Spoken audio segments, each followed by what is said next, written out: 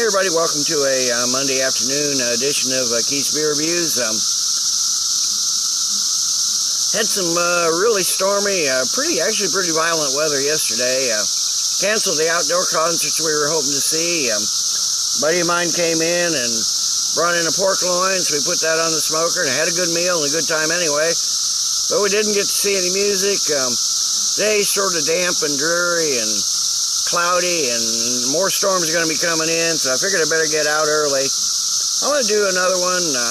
I may be doing a lot of stone beers here in the near future, because they've been getting a lot of new stone beers in at our local store, and I'm going to do one today that just appeared a couple days ago. I bought a couple bottles. I was going to have one last night and never did, so I don't really have any initial impressions on it. But I'm going to do their Collective Distortion IPA. They call it a collaboration beer. From the website it says bringing together artisans from disparate aural planes. One might expect an offbeat, feedback warped cacophony, shrill to the point of unlistenable. Yet by inviting Kyle Hollingsworth, keyboardist for Eclectic, jam-prone Sextet, the String Cheese Incident, and one of my favorite bands, you've probably seen me wearing their hat on a few of my reviews, and Keri Kelli, wailing rock guitarist of Alice Cooper fame, we were able to make truly beautiful music. Turns out these musicians have a great deal in common, both with each other and with stone. We all enjoy turning things up to 11. And if that is represented in this collaborative offering, an Imperial India Pale Ale, ably backed by Nugget, Comet and Calypso hops, an amplified care of a healthy dry hopping with Vic's Secret, a new Australian hop. I know I've never tasted that one. Adding citrus and tropical fruit oomph. To give this modern masterpiece some soulful classic character, we trace the roots of brewing to the days when old world herbs were used to spice beers, adding in coriander and a first for us, elderberries. To stand up to that sumptuous spice and blaring bitterness, we added golden naked oats, which are lightly roasted and add body and enhance mouthfeel to the brew, like a steady, unbreakable backbeat to an incendiary jam solo. Sit back, crank the volume, and get lost in this operatic incarnation of genres combined in the name of invention. 9.3% ABV, double IPA. I couldn't find the ABUs anywhere on it, but let's get this poured, and a little bit of smoke.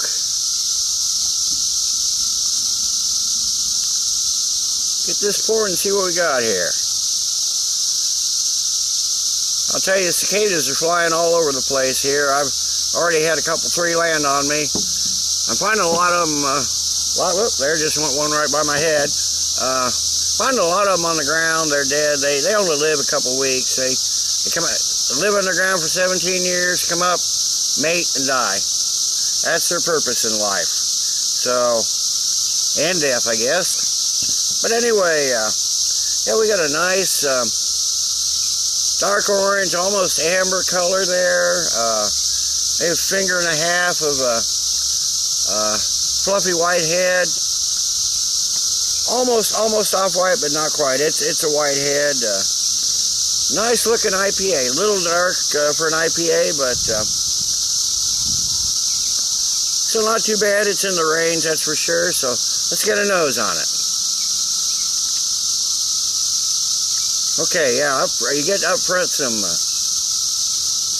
like some citrus hops, like grapefruit, orange peel, lemon, pineapple, maybe a little tropical fruits like mango, and maybe some apricot. Getting hints of the elderberries and the coriander, but they're not in there very strong. There's some nice earthy and floral hops.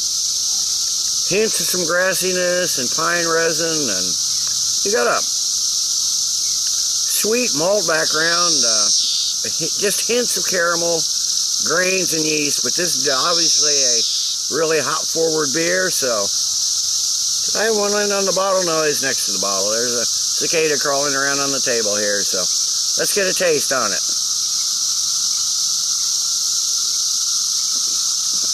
Oh yeah, those citrus hops come right up front. You got notes of grapefruit, the mango, the lemon, the orange peel, apricot, pineapple. You're getting the elderberries more on the taste. You're getting the elderberries in there too, more on the taste than on the aroma. And just some light notes of the coriander come through also. And you've got those floral and earthy hop notes, as well as some cut grass and just maybe a hint of sweet malt up front. But you mostly get that in the background: caramel, grains, cracker, yeast. Wow, there's a lot going on here. The elderberries are mostly detected on the finish, but this beer kind of leaves your palate with a dry and kind of earthy sensation. It lingers just a little bit, but it's not really a long, lingering finish. It's medium full-bodied, moderate carbonation. Oh, there's one climbing on my camera now. I think I just had one land on my shoulder. Cicadas are everywhere.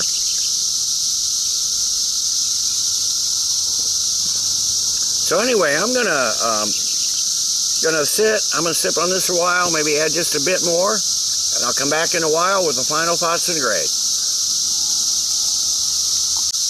Okay, I'm back. It's been 20 minutes or so. This warmed up a little bit. Oh, cicada just landed on me. Somebody's sitting here. I've got 3 of them crawling around on the table. I've had 2 land on me. One was up on my shoulder right by my ear, making an incredible noise right in my ear. Had one climbing on the camera. I think it's the one that just landed on me. He was trying to get up in front of the lens. I turned the camera on, or as I did that, apparently scared him away. So we won't have any cicadas peeking into the picture. But anyway, yeah, I've noticed as this warmed up, the elderberries really get more pronounced as this beer warms up.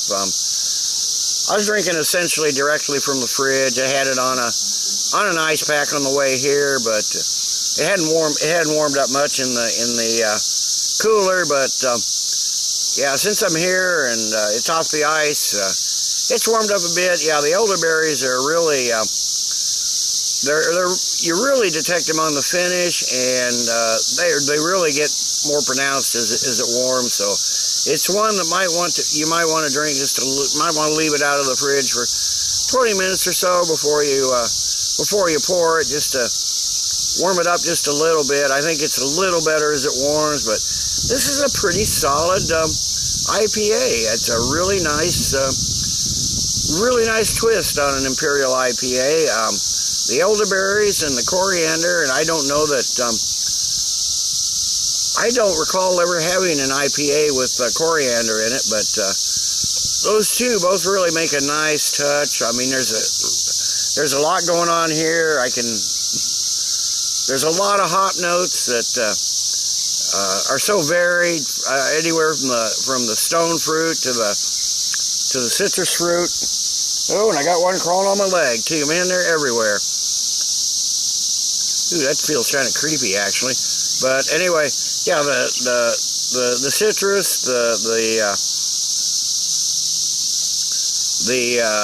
tropical fruit, the stone fruit, the floral, grassy notes. There's a lot of hop notes going on in this, and it's got just a nice, it sticks in the background, a light malt background, just to take a little bit off of it. It's not really what I'd call a bitter beer, but you can tell there's some good hops in there. I'd say it's probably 80 or 85 IBUs. It's up there, but it's not super incredible. So I'm going to give the Stone Collective Distortion IPA, their collaboration with a couple of musicians, I want to give it a good solid 9 out of 10. It's really nice, like I said, a really nice twist on an IPA.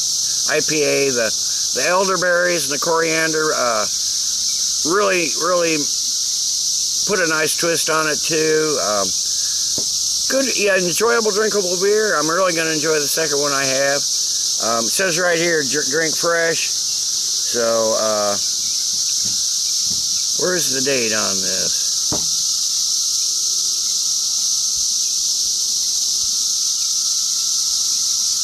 I can't read it. It's sort of worn off. This is bottled on.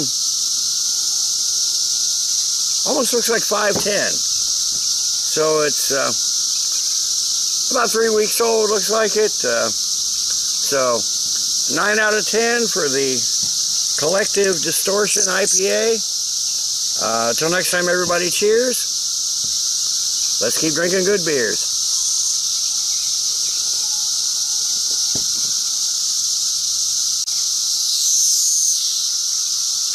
I don't know if you can see. I don't know if you can see that. Got one on me.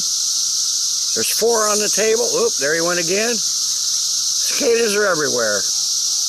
I'm enjoying the heck out of this. I've never seen these 17-year cicadas before, so I'm enjoying the heck out of this. Cheers, everybody.